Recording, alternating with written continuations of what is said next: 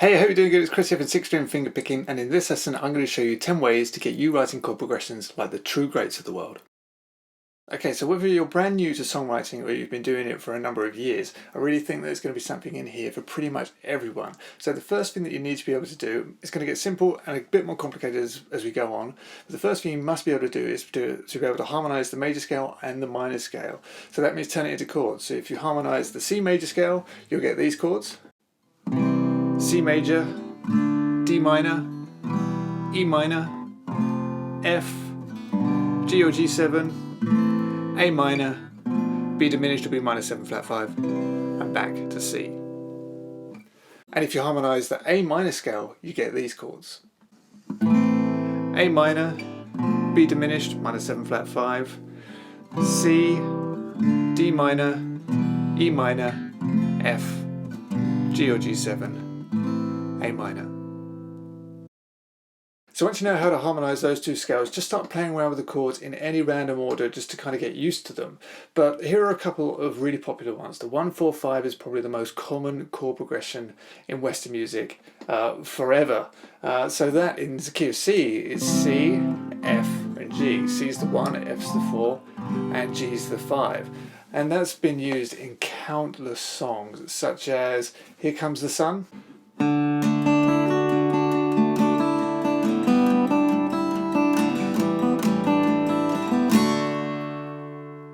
Wild Thing,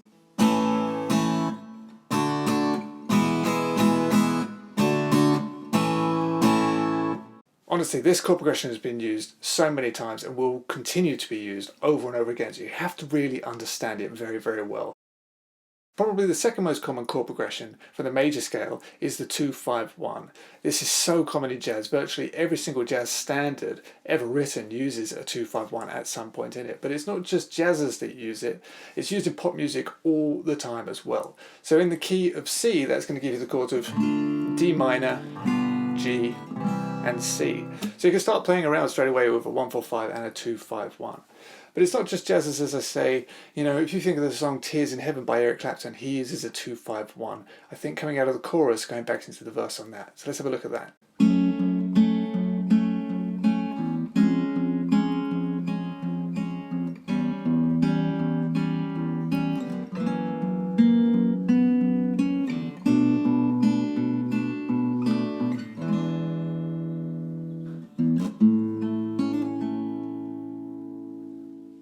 Okay, so check out this list of other popular chord progressions taken from the harmony of the major scale and use them to write some of your own chord progressions. And once you've got it down in the key of C, remember, you want to start moving this around in as many keys as you can. Okay, so let's get a little bit more adventurous now, a little bit more exciting. Let's go to the key of A minor, and a 5-1 in the key of A minor would be E minor to an A minor. And there's absolutely nothing wrong with playing that. But you don't have to play a minor 5 to a minor 1. You can play a major 5 or a dominant 5 to a minor 1. What this does is it gives you a much stronger pullback to the 1 chord and is often favoured by many writers. It actually comes from the harmonic minor scale, but you don't need to know that. All you need to know is that instead of playing a minor 5 to a minor 1 in a minor key, you can play a major or a dominant 5 to the minor 1. Now, this has been used countless times. It's used in classical music all the time, but one song that you might know that uses this is Blue Oyster Cult's song Don't Fear the Reaper.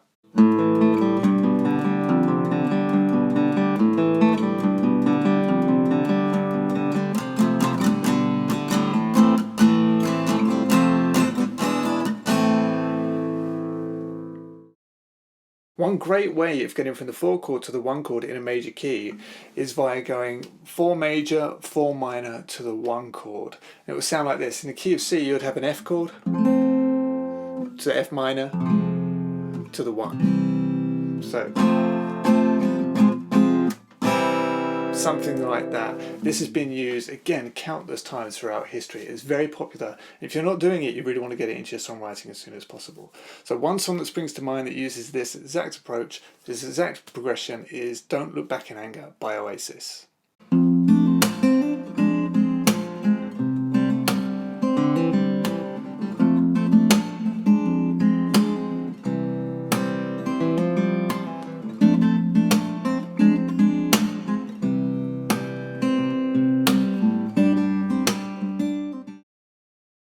thing that you can do when you're returning to the one chord and you want to do something a little bit different is you can play a major or a dominant chord a whole step below the one chord. So we're in C. Instead of playing F to C or G to C, we could play a major chord half a step down. So that would be B flat. So we could play a B flat or a B flat 7 before the 1. So we could play maybe C, F, B flat, C.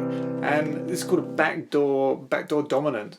And you can hear this in the Beatles song, the intro to the Beatles song, with a little help from my friends.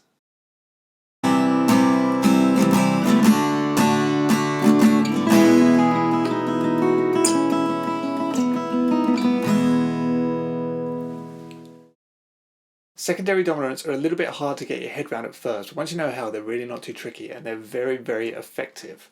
A secondary dominant is basically you're heading to a chord, but you want to get there via the chord that's a fifth away from the chord that you're going to. So if we're playing C and we want to go to A minor, we can get there via the chord that is 5 steps away from A minor. A, B, C, D, E. So we can play an E chord or an E7 before going to the A minor. So you'd get, instead of this, you'd get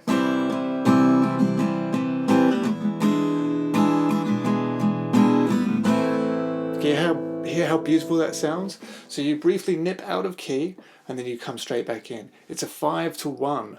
You're treating the A minor as the 1 chord, and that's the 5 to 1 is the strongest chord movement that we have in music. So take advantage of this, and remember you can really do it to any chord that you're traveling to. So one place you can hear this is in Love of My Life, and on many other songs, Love of My Life by Queen.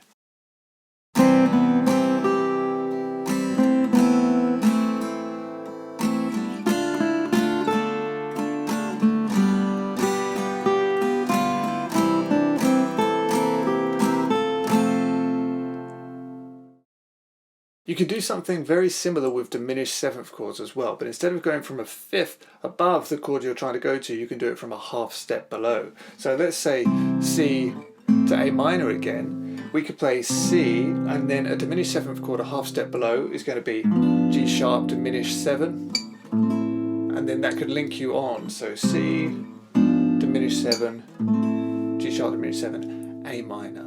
So it's exactly the same approach, but just a half step below.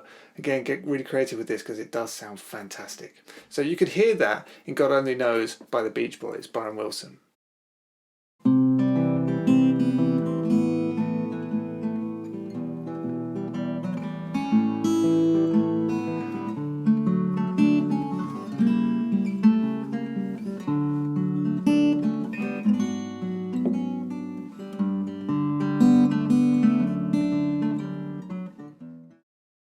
One other thing that's really good to know about diminished seventh chords is that they're movable. You can move them up or down the neck in minor thirds. So basically 3 frets. So if I'm playing this G diminished seventh chord, I can move it up 3 frets again, and up 3 frets again, and down as well. And I'm playing the same notes, just jumbled up differently. So a B diminished 7 contains the same notes as a G sharp diminished 7.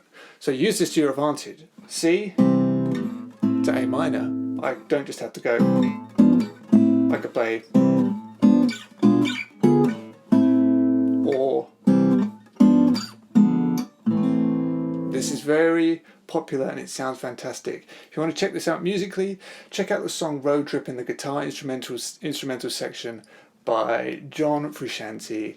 Red Hot Chili Peppers.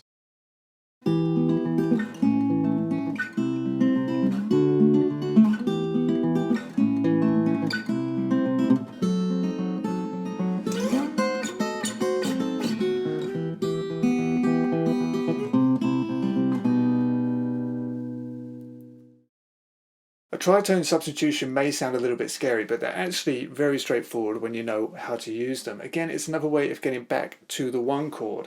So instead of playing, a G7 to a C, we can replace it, so the 5 to 1, we can replace this G7 with a dominant chord, a tritone above the G. So you count up 5 from G, 1, 2, 3, 4, 5, G, A, B, C, D, you get to D, drop it down 1, D flat, and you can play D flat, 7, down to C.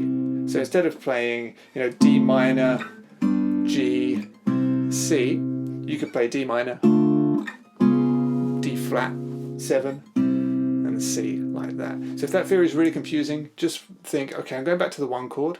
I can get there first by playing a major or a dominant chord a half step, 1 fret above the 1 chord.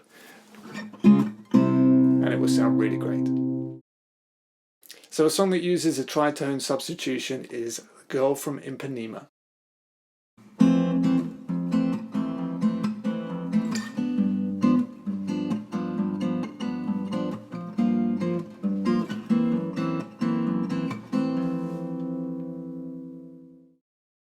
Okay, so this last one that I'm going to show you is one of my favorites, and it's actually really straightforward. And it's the idea of taking predominantly the 1 chord and then sharpening the 5th inside that chord. So in the key of C, the 5th is G. So you play that and then sharpen the chord, so you're making it an augmented chord. And then you can sharpen it again. And you can keep going up to the dominant if you want to, or you could go back. And you know, people like Stevie Wonder, all kinds of people have used this chord progression, and I myself have used it in one of my songs called The Race to St. Malo. So check it out and start using it in your own playing.